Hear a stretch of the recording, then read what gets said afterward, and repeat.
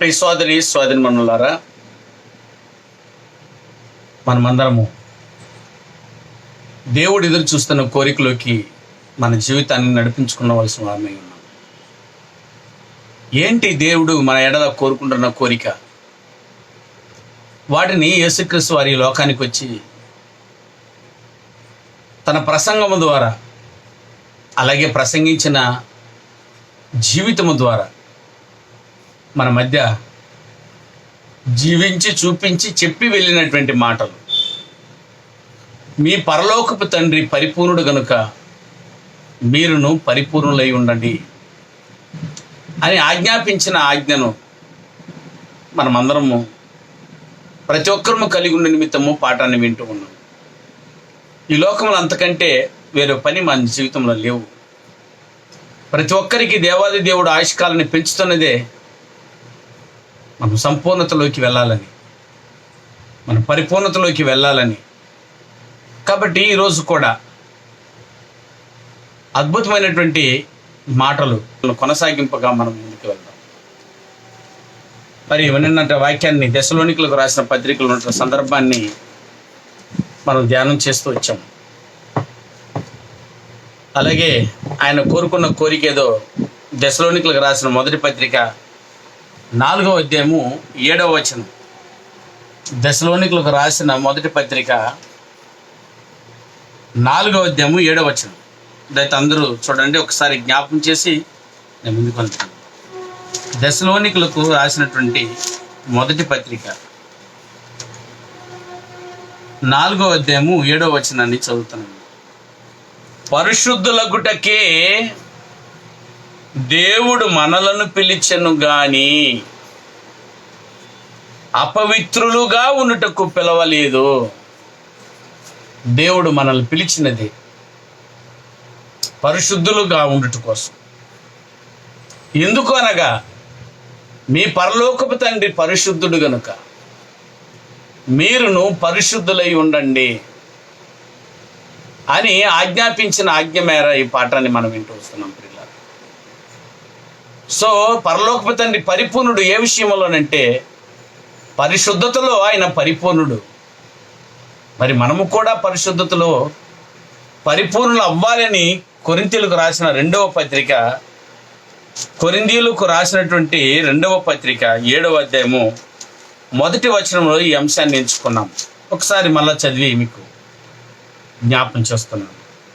కొరింథీయులకు రాసిన 2వ పత్రిక 7వ అధ్యాయము 1వ వచనాన్ని చదువుతున్నాను. ప్రియులారా, మనకి ఈ వాగ్దానములు ఉన్నవి కనుక దేవుని భయముతో పరిశుద్ధతను సంపూర్తి చేసుకొనుచు, దేవుని భయముతో పరిశుద్ధతను సంపూర్తి చేసుకొనుచు శరీరమునకును ఆత్మకును కలిగిన కల్మషమును, అంటే సమస్తమైన కల్మషము నుండి మనలను పవిత్రులుగా చేసుకుందుము అంటున్నాడు. ప్రతి ఒక్కరు ఏమండి, మన ఆత్మకు కలిగిన కల్మషాన్ని కడిగి వేసుకొని పరిశుద్ధతను సంపూర్తి చేసుకుందుము అన్నాడు గ్రంథకర్త. పరిశుద్ధతను సంపూర్తి చేసుకోవడం ఎలా? అది నా పాఠం. ఏమండి, పరిశుద్ధతను సంపూర్తి చేసుకోవడం ఎలా సంపూర్తి చేసుకోవాలి? మనం యేసుక్రీస్తు వచ్చారు, సంపూర్తి చేసుకుని వెళ్ళిపోయారు. తండ్రినే దేవుడు తన పరిశుద్ధతను వాక్యం ద్వారా అపూర్వంగా ఈ లోకము ద్వారా మనకు పరిశుద్ధతను పరిపూర్ణంగా చూపించాడు. పరిశుద్ధాత్మ దేవుడు పేరే పరిశుద్ధాత్ముడు, పరిశుద్ధాత్ముడు, పరిశుద్ధముగా ఉన్నటువంటి ఆత్మ. అలా ఉన్నప్పుడు నా ప్రియ సోదరి మనం ఎలా ఆ పరిశుద్ధతను సాధించడం? ఏమండి, పరిశుద్ధతను సంపూర్తి చేసుకోవటం ఎలా అన్నటువంటి పాఠాన్ని రాత్రి ప్రారంభించాం. ఆయన కోరుకున్నట్టు మనమందరం పరిశుద్ధులు అవ్వడం అంటే అర్థం ఏంటి అని వాక్యం వెంబడి వాక్యం మనం ఆలోచించుకుంటూ వచ్చాం. ప్రియులారా, ఎలాగ సాధించగలమట? కొరింథీయులకు రాసినటువంటి 2వ పత్రికలో చూసాం మనమందరం. ఏమండి, ప్రతి ఒక్కరము పరిశుద్ధతను సాధించుకోవటం కోసం ప్రతి ఒక్కరూ తన క్రియలను విడిచిపెట్టేసేయాలి. అదే ఆయన కోరుకుంటున్నారు. ఒక్కసారి చదువుతాను చూడండి. పేతురు రాసిన మొదటి పత్రిక, పేతురు చదివించిన మాటలు. పేతురు రాసిన మొదటి పత్రిక 2వ అధ్యాయం 11వ వచనం. రాత్రి ఈ వచనాన్ని చదువుకొని మనం ముగించుకొని వెళ్ళాము కనుక అక్కడి నుంచే మీకు కొనసాగింపుగా చెప్తున్నాను. పేతురు రాసిన మొదటి పత్రిక 2వ అధ్యాయము 11వ వచనాన్ని దయచేసి చదువుతున్నాను. ప్రియులారా, మీరు పరదేశులను యాత్రికులు ఉన్నారు గనుక ఆత్మకు విరోధముగా పోరాడు శరీరాశలను విసర్జించి అన్నాడు. శరీర ఆశలను విసర్జించి, శరీర సంబంధమైన క్రియలను విసర్జించి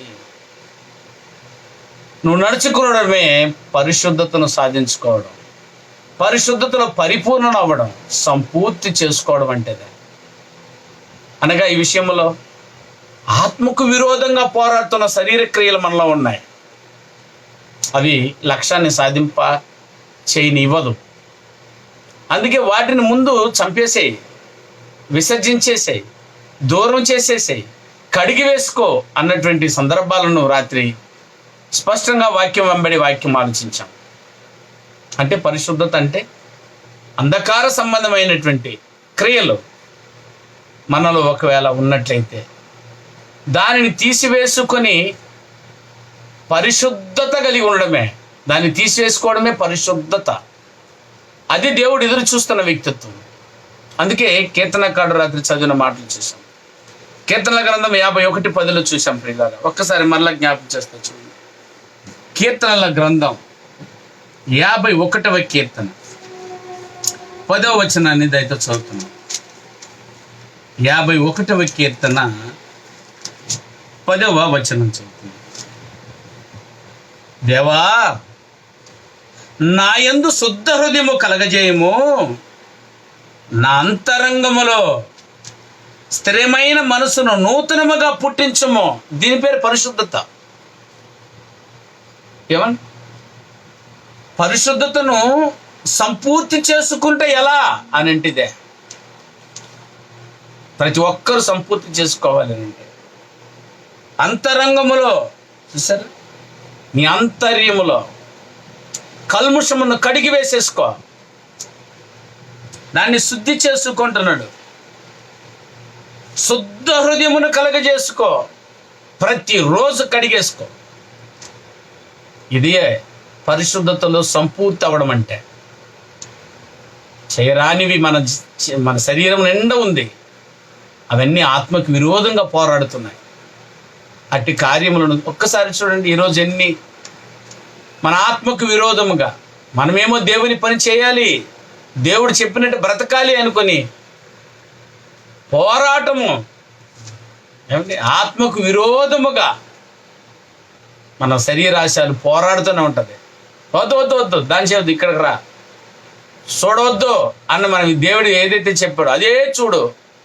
అదే చూడడానికి మన దేహము దాన్ని పురికొల్పుతున్నప్పుడు ఆత్మ వద్దు వద్దు వద్దు, చూసారా, విరోధముగా పోరాడుతూ ఉన్నది. అలాంటి కార్యములను మెల్లగా చిన్నగా తీసివేసుకోవాల్సినటువంటి కార్యక్రమం పేరే పరిశుద్ధపరచుకోవడం. ప్రత్యేకపరుచుకోవడం. రాత్రి చదువుకున్నాం మనం. ప్రత్యేకపరచుకోవడం అంటే ఈ లోక సంబంధమైన అధికారంలో ఉన్నటువంటి వారి సంగతులన్నింటిని మన దేహం నుంచి దూరం చేసుకోవడం. అందుకే ఏమండి, సామెతల గ్రంథం 8వ అధ్యాయం 13వ వచనాన్ని దయచేసి చదువుతాను చూడండి.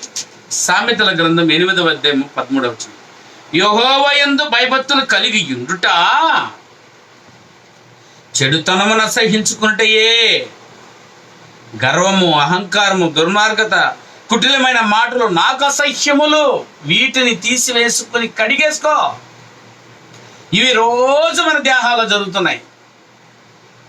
దీన్ని కడుక్కొని దాని పేరే పరిశుద్ధత. దీన్ని కడుక్కొని అలాంటి కార్యక్రమాలు చేయకుండా ఉండడమే పరిశుద్ధత. అందుకే మనం పిలవబడుతుంది. పరిశుద్ధులుగా ఉండుట కొరకే మీరు పిలవబడుతుంది. ఎక్కడి నుంచి? అంధకార సంబంధమైన అధికారంలో నుండి. అపవాది వాడి కబంధ హస్తాలకు మన దేహ అవయవాలను అప్పగించేస్తుంది కదా, వాడి దగ్గర నుంచి మనం విడిపించబడాలి. అదే స్పష్టంగా తెలియజేస్తుంది. గర్వము, అహంకారము, దుర్మార్గత, కుటిలమైన మాటలు, ఇవన్నీ నువ్వు కడిగి వేసుకోవడమే పరిశుద్ధపరచుకోవడం. వాటిలో నువ్వు చనిపోయేలోపు తీసివేసుకోవడమే పరిపూర్ణత. పరిశుద్ధతలో సంపూర్తి చేసుకోవడం అంటే ఇట్స్ కంప్లీట్. చేయరాని కార్యం విడిచిపెట్టేసి చేయవలసిన వాటిని నువ్వు ఆసక్తి కలిగి చేయడమే సంపూర్తి చేసుకో. ఈ విషయంలో ఎవరైతే ముందున్నారో వారిని గురించి దేవుడి మాటలు, గొప్ప మాటలు తెలియజేస్తున్నాడు. రాత్రి చూసా యాకోబు రాసిన పత్రిక 4వ అధ్యాయం 8వ వచనంలో చదివాను.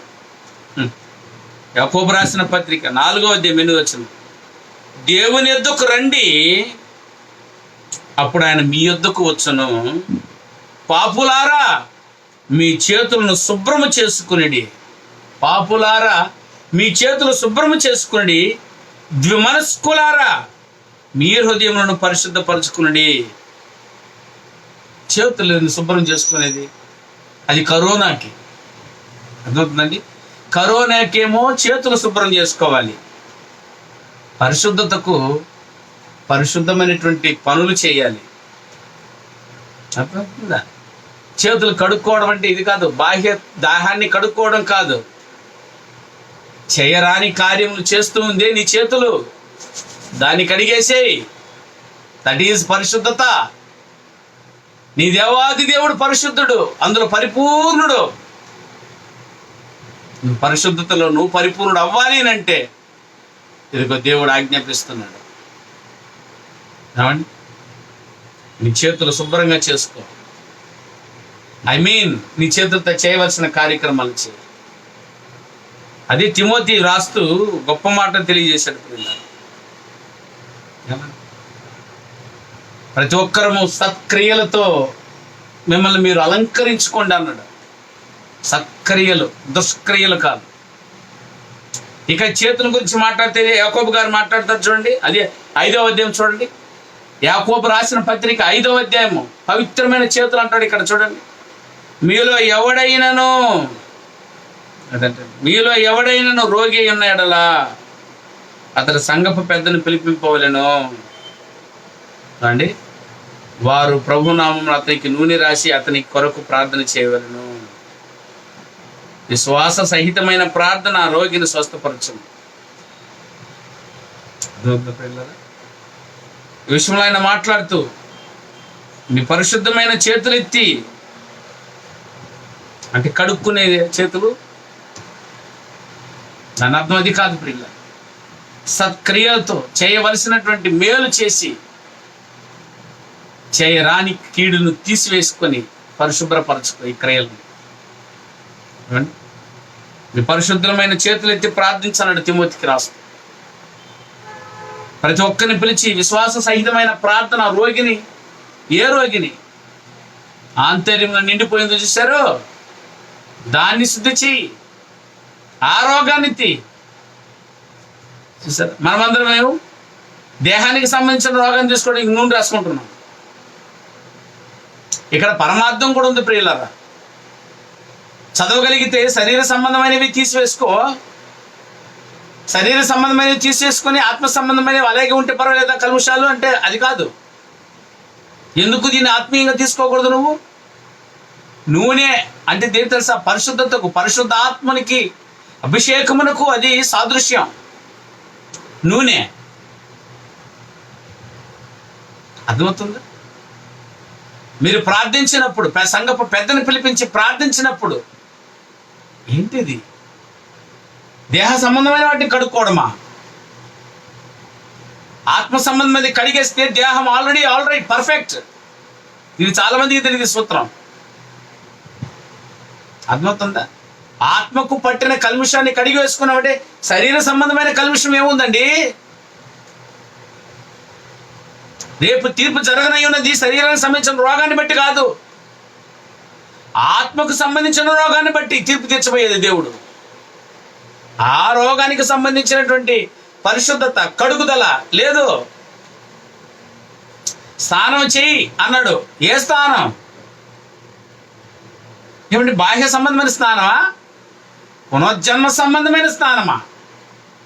అందులో కడిగి వేసుకోవాల్సింది బాహ్య సంబంధమైనటువంటి వాటినా, ఆంతర్యానికి సంబంధించిన దానినా?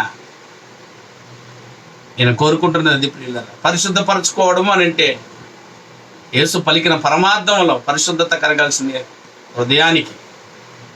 హృదయ శుద్ధి అన్నా, దేహ శుద్ధి గలవాడు దేవుని చూచెదరు అనుందా?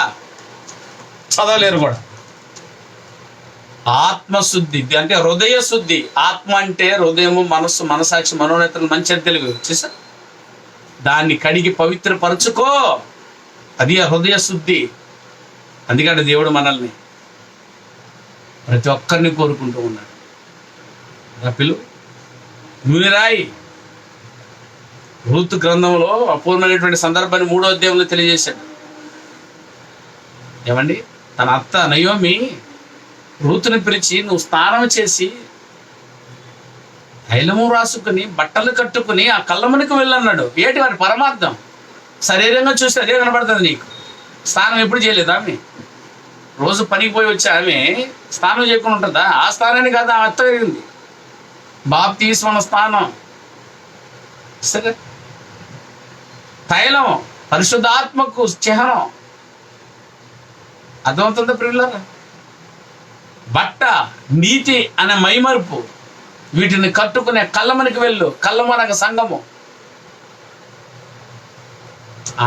ఆమె కుటుంబంలో పుట్టబోయేవాడి సంఘానికి కట్టబోయే మహనీయుడు. వీటి పరమార్థాన్ని అప్పుడే ఋతు ద్వారా ప్రవచించబడ్డది. అలా ఆత్మీయంగా చూడాలి ప్రియులారా. పిలిపించి సంఘపు పెద్దను నూనె రాయి, అతని కొరకు ప్రార్థించు. విశ్వాస సహితమైన ప్రార్థన ఆరోగ్యం స్వస్థపరచును. ఏ రోగి?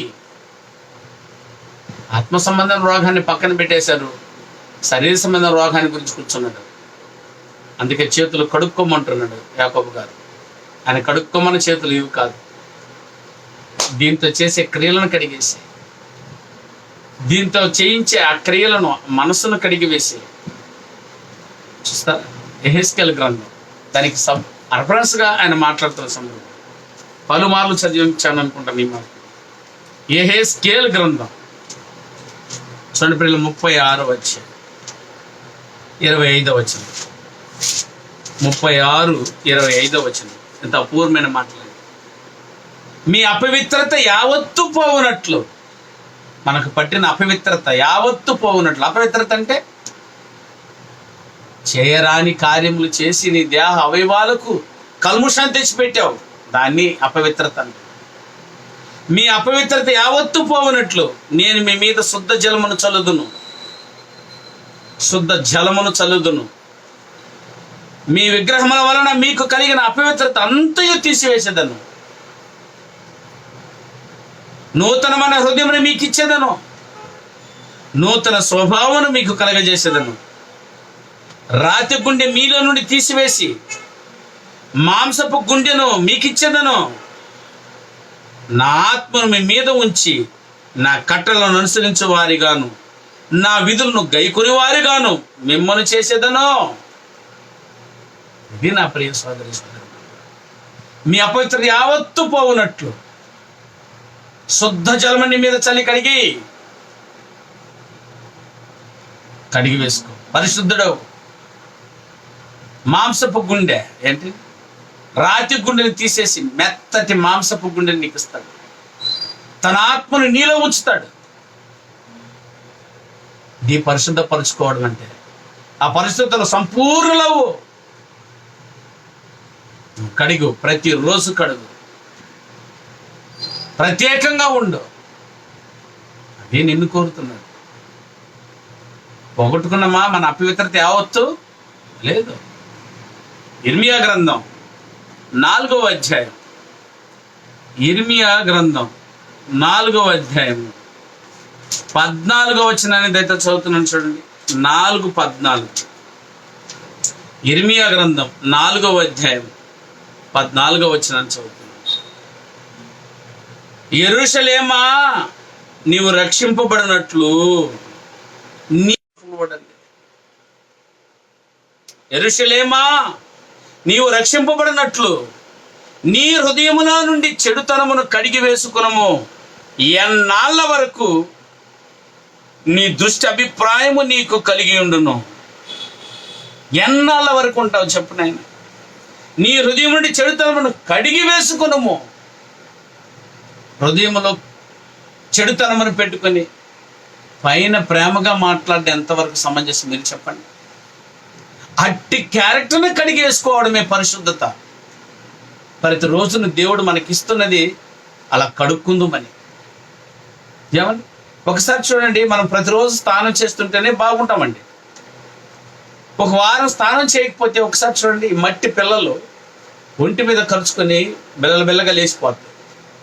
పరమ కంపు పేరుకుపోతుంది. ఎంత వాస్తవమో మన హృదయానికి ప్రతిరోజు మన దేహ అవయవాల ద్వారా మనం చేస్తున్న అక్రమములను బట్టి మన హృదయము మనసు కూడా పేరుకుపోయి ఉంటుంది. కొన్నాళ్ళకు పోతే స్పర్శ కూడా ఉండదు. ఎప్పుడైనా ఎవరైనా అబద్ధం ఆడుతుంటా వెంటనే అయ్యో నువ్వు అబద్ధం ఆడుతున్నాడు ఏంటి అన్నటువంటి కనీసం పులకింపులు కూడా నీకు లేదని అంటే ఆల్రెడీ పేరుకుపోయిందని అర్థం. చూసారా? అయ్యో అని కనీసం ఉలిక్కి పడలేదని అంటే ఎన్నాళ్ళకండి నీ బ్రతుకు అంటున్నాడు దేవుడు ఇర్మియా గ్రంథకర్త. ఏమండి, ఎంత అపూర్వమైన మాట అండి ఇది! ఎంత అవకాశం ఇచ్చినట్టు.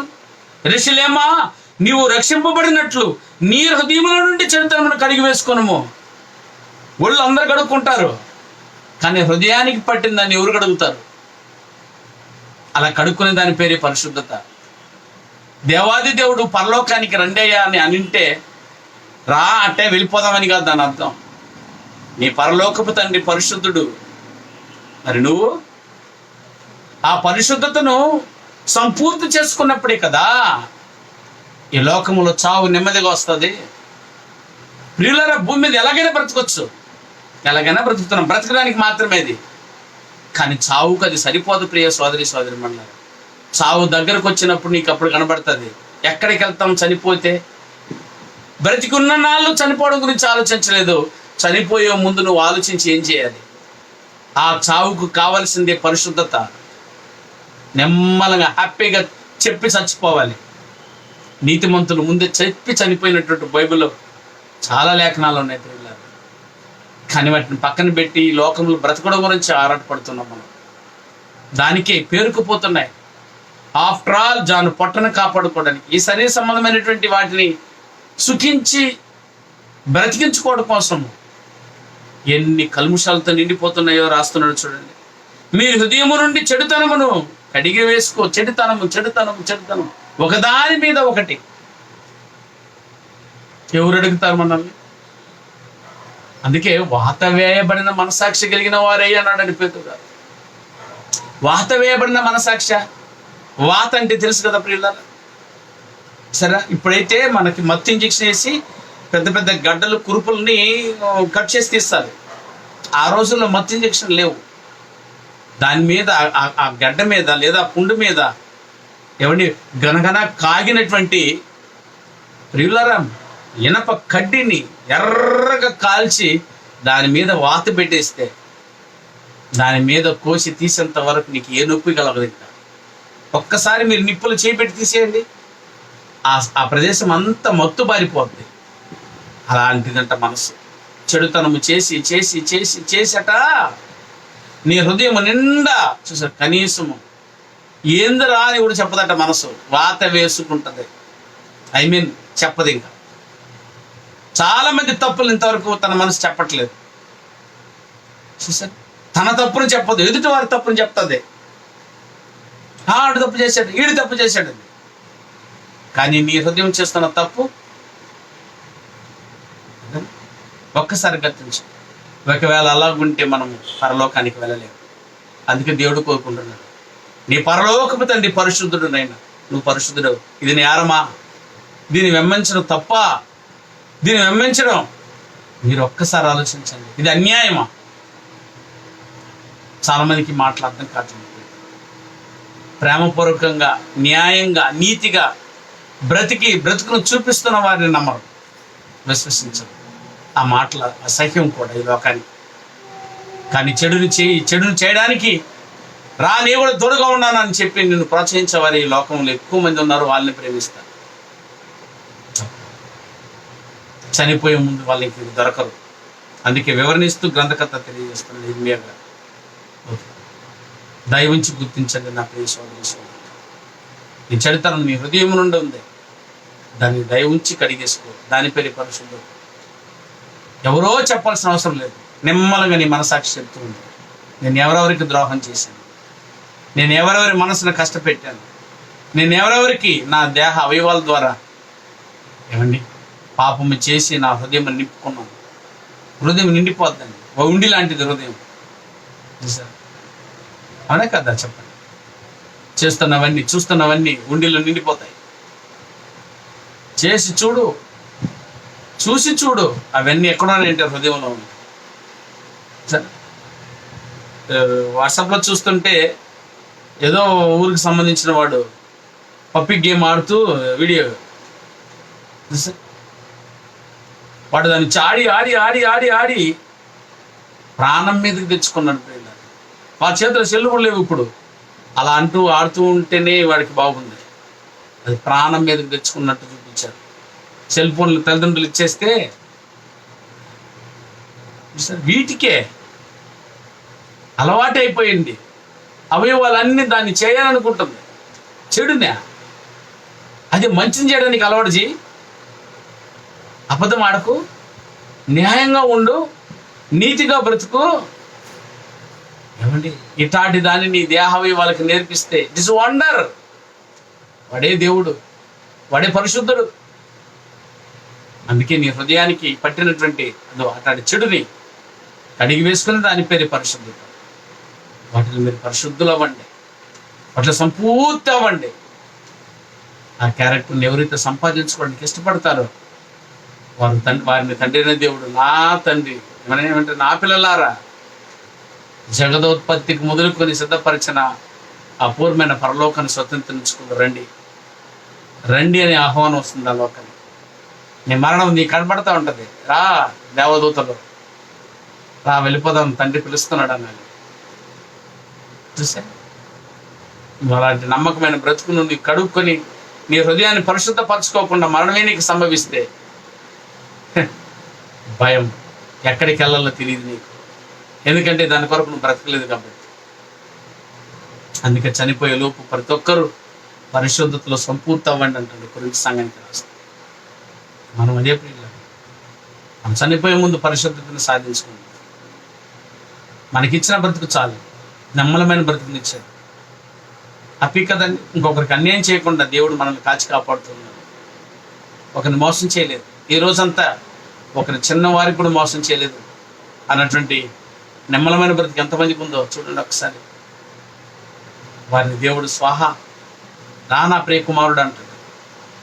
నీ చేత నేను ఆనందపడుతున్నాను అంటాడు.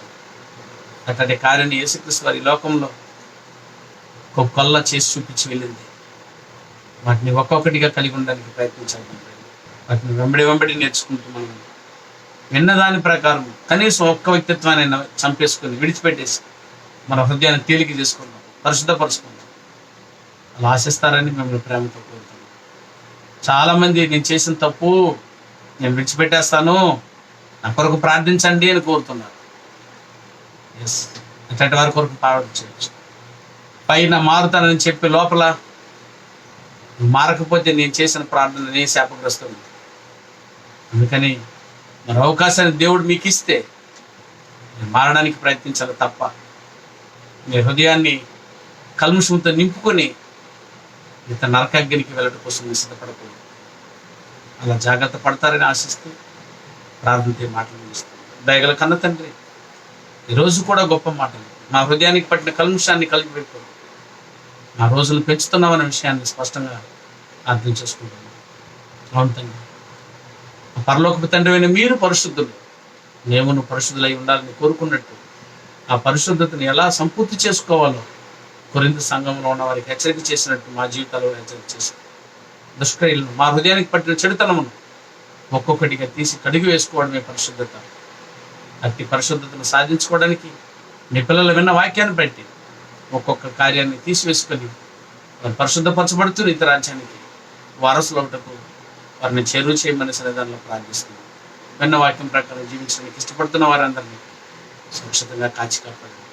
వారి భారాలను తొలగించండి దేవ. వారు కోరుకున్నట్టు క్షమాపణ అడుగుతున్నప్పుడు వారిని క్షమించి వారిని ఆదుకోండి. వారికి రక్షణ మార్గాన్ని ప్రసాదించండి. ఇక ఆ తప్పును చేయకుండా దేవా నీ కొరకు మిగిలిన రోజులతో ముందుకు సాగే భాగ్యాన్ని ప్రసాదించు. ఈ వాక్యాన్ని వింటున్న ప్రతి బిడ్డను నీ సన్నిధికి అప్పగిస్తుంది. పేరు పేరు వంతున మా కొరకు ప్రార్థించండి అని అన్నారే, వారి నిమిత్తం మేము ప్రార్థిస్తున్న ఇంకోరో అవకాశాన్ని ఇమ్మని, వారి పాపాన్ని విడుచుకోవడానికి మరో రోజును మరో సందర్భాన్ని వారికి ప్రసాదించమని సన్నిధానంలో ప్రార్థిస్తాం. నమ్మకంగా వారు నీ కొరకు బ్రతికి పరిశుద్ధపరచబడిన వారి ఇతరులకు ఈ బోధన చెప్పగలిగే అవకాశాన్ని ప్రతి ఒక్కరికి దయచేయగలరని ఈ రాత్రి దీవులతో ఉంచి మళ్ళా కలుసుకునేంత వరకు కృపాక్షణ భద్రతను మాకు ఇచ్చి నడిపించినాను. యేసు వారి శ్రేష్టమైన నామని ప్రార్థన ఇచ్చినాను.